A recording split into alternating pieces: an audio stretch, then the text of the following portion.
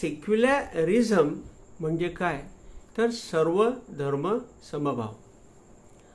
म्हणजे सर्व जेवढेही धर्म आहेत, जेवढ्या जाती आहेत, जेवढे माणसं आहेत, जेवढ्या स्त्रिया आहेत, हे सगळे सारखे आहेत.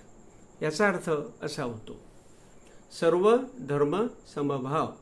म्हणजे एका समतेच्या छत्रीखाली, एका समतेच्या झाडाखाली सर्व येऊन बसतील आणि सर्व एका विचाराचे असतील, एका समानतेचे असतील. त्यांच्यामध्ये धर्माधर्मावरून भानगडे होणार नाही, त्यांच्यामध्ये जाती जातीमधून भानगड होणार नाही, तेढ होणार नाही, असा अर्थ सर्व धर्म समभावामध्ये आहे.